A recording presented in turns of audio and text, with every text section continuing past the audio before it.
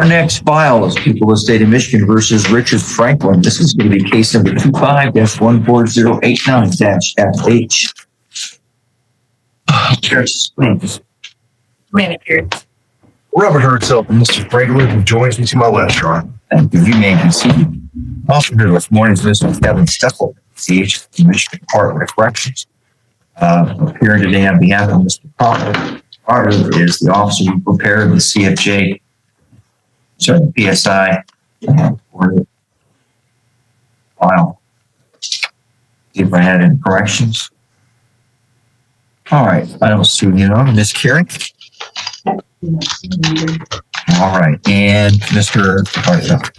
Yes, just a few relatively small ones, Your Honor. On CFJ 284B, pages 4 and 5, on 2 of 25, it mentions being on bond.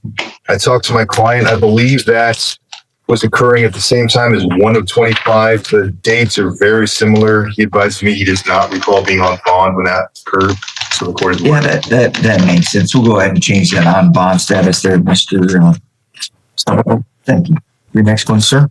Yes, Your Honor. CFJ 284V, page 13, offense 22 of 25. When it says habitual offender 45th, I'm sure it meant habitual offender 4. Oh, yeah.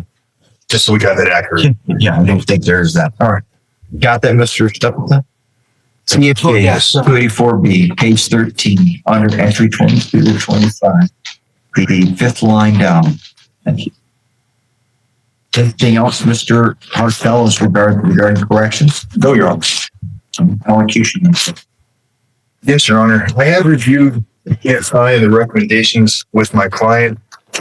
He was willing to work with our office social worker, Mr. Henderson, who I believe submitted a mitigation report to the court as well. And I have that. Right. Yes, I do always thank Mr. Henniger for that. He always does quality work. My client also has more support in the courtroom. His longtime partner and his daughter are here. They've been very supportive of him throughout the proceedings, and I do thank them for doing so. With this type of underlying situation, I would like to add some context for the court.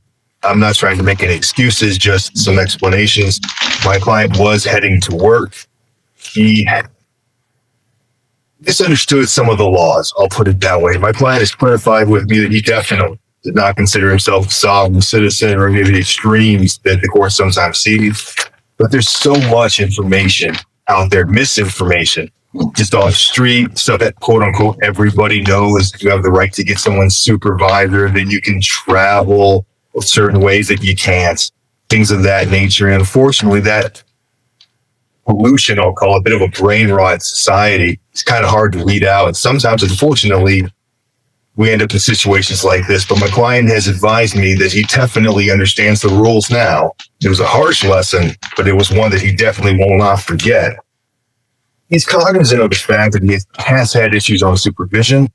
However, he pointed out to me, and I do believe it accurately puts on the PSI, that the last time he was actually supervised, he completed that successfully. He wanted me to communicate that to the court. He does take pride in that. He's advised me that his youthful indiscretions probably lasted longer in adulthood than they should have, but he did learn that he needs to obey the rules. And again, he had every intent to obey the rules. He had to learn these rules the hard way, but it's a lesson that I don't doubt he will never need to be taught again. I don't doubt if the court did adopt the recommendation and give him supervision, he would complete successfully.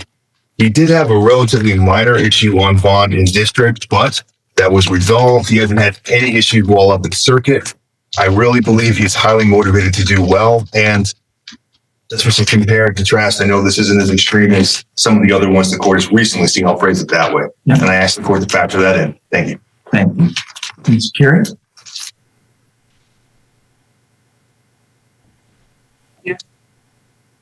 Keep mine short and just ask the court to follow the recommendation. All right. Mr. Franklin, you have the right to make a statement if you choose to do so. Is there anything you wish to say today, sir? No, Your Honor. Okay. All right. Well, this is not like our last R&O, except for the refusal to comply with orders. I understand the defense defendant now knows that what he was doing was wrong. And if he chose to believe what other people out there on the internet said, well, that's on him. And I suspect he chose to believe it because he was violating the law. It says right here, why did you do it? Only way for me to get to work at the time. No, that's not a good answer. And also here, while the blood alcohol level was low and showed a 0.02, lab tests also showed the presence of marijuana. Means you shouldn't have been driving a car because you didn't have a license and you knew it. And you shouldn't have been driving a car because you had marijuana in your system. It's done. So you started being a jerk to the officers, to you, knowingly, for violating the law. And when the officers tell you to get out of the vehicle, get out of the vehicle. Real simple. You don't own the highway. You don't own any of the roadways unless it's on your own private property. So you're agreeing you're going to drive on a roadway, you're going to follow the laws. The officer tells you to get out of the car, you get out of the car. And if you were silly enough to buy into or even believe any of the garbage on the internet, you did that at your own failed choice. But never mind that, you should not have been driving a vehicle because you do not have the lawful right. Get somebody else to drive you. What you're telling your family is, kids, it's okay to break the law when you choose to do it. I'm sorry, but I appreciate Mr. Hartel. He made a good argument for you. And bringing your family here is great, but here's what I tell you. Do not use this person as an example. He's trying to tell you that it's okay, that as long as you've got a good reason, you go out and break that law. But I know you can't drive a car and you don't legally have the right to do so. Go ahead and do it. No. So part of a sentence is not only punishment and deterrent, but it's also a general deterrence to the outside. I don't know if you know everything about your father's history.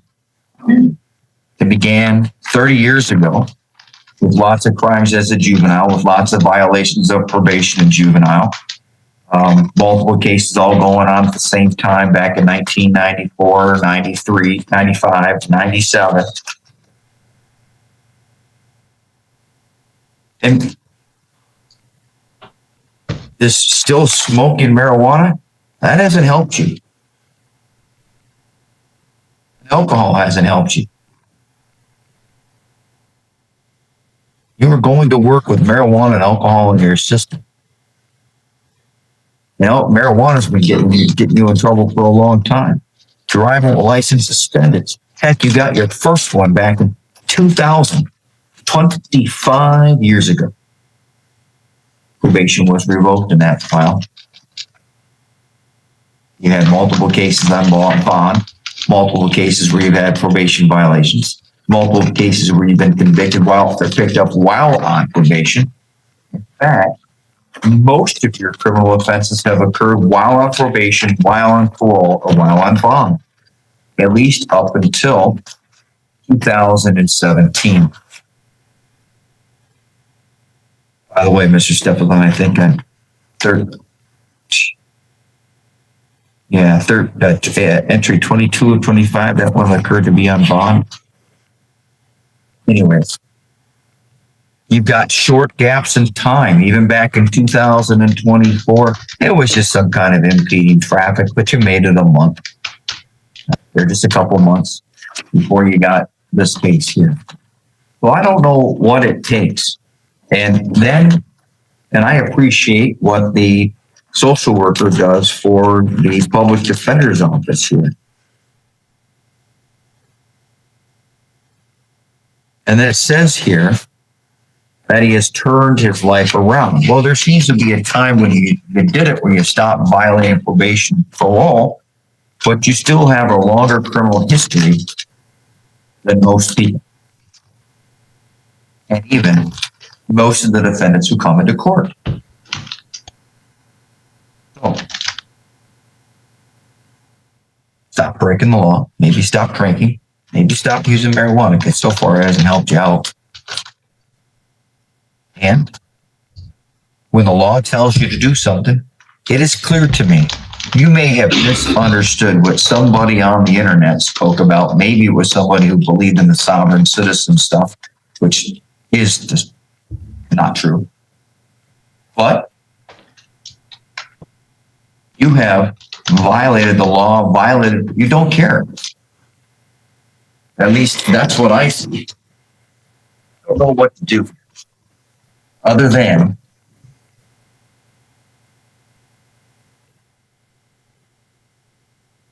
send a message. Hopefully gets in, because so far over the last 40 years, it hasn't gotten in 30 years. Your Honor, I should have mentioned it earlier. I apologize. If the court did do any jail, he works Monday through Thursday. He's available if the court want to do it on weekends, Friday, Saturday, Sunday. I apologize for not mentioning it earlier. Where does he work? He works at the Lake City Forge, Your Honor. And how is he going to get there? I don't doubt he'll find a legal ride, Your Honor. He's mentioned family members can help him, Your Honor.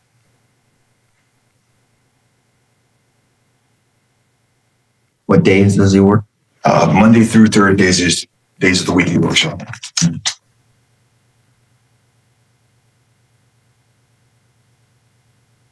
Court places the defendant on a period of probation for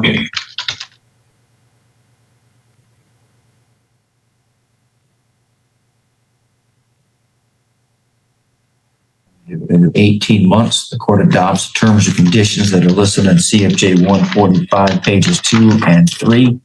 I find that those terms and conditions are well suited for rehabilitative purposes based upon the person's prior history. In the case of People of the State of Michigan versus Richard Franklin, the court held a sentencing hearing to determine the defendant's punishment. The defense attorney explained that Franklin had misunderstood certain laws and had been influenced by misinformation found online. He emphasized that Franklin now understands his mistakes, has strong family support, and is motivated to improve his life. The judge, however, expressed concern about Franklin's repeated history of legal violations, including driving without a valid license and failing to follow police orders. The court noted that Franklin knowingly broke the law, had alcohol and marijuana in his system, and showed a pattern of probation violations over many years. The judge stressed that believing false information online does not excuse illegal actions. After reviewing the case, the court sentenced Richard Franklin to 18 months of probation, fines, court fees, and 180 days in jail with credit for time already served. He was also allowed to participate in a work release program so he could continue his job, but he must follow all community corrections rules and provide proof of employment. This Thursday, at what time does he get off of work? He's to report to the Wexford County Jail by 5 p.m. on Friday. He'll serve throughout the weekend, then they'll probably let him out on Mondays. But, yeah. Did you mean Thursday? Did I say Friday? Yes. Thursday. Thank you. I'm sorry I said Friday. It's okay. Yeah, I got you. No, thanks for catching it. And you will be released on community corrections tethered, and you will follow their instructions. What I've started doing is I no longer say what those instructions are, other than they will be set through community corrections, which will require that you must provide proof of employment. So over the next couple of days, you better get a letter from your employer. Right? And so today you're going to leave here. You're going to go down to community corrections. They're going to put you on a tether so you can work until Thursday. And they'll ask for you to provide proof. Hopefully they'll let you go to work today and have you give the proof tomorrow or something, or somehow over the day. But you got to prove it. Lots of people go down there. And this is an issue that's going to bite the public defenders. I'm no longer going to accept the public defender telling me they've got a job. Right, that's not to pick on you, Mr. Hartel, or any of the council. It just invariably proves that most of the time the defendant's lying, never has the job. I'm going to believe you got the job here today. I'm just going to ask you to provide proof of it. All right. Anything else today, Mr. Step? No, no. Anything else today, Miss Karen? Okay. And yes, ma'am. Do you want to set a release time for Monday morning? So he makes it. What time do you go to work on Monday? I'll be there at 5 a.m. Oh, 4. I don't need to go over the terms and conditions of appeal since this is a misdemeanor file. All right, thank you very much. Don't violate your conditions of community corrections. Yes, sir. Thank you.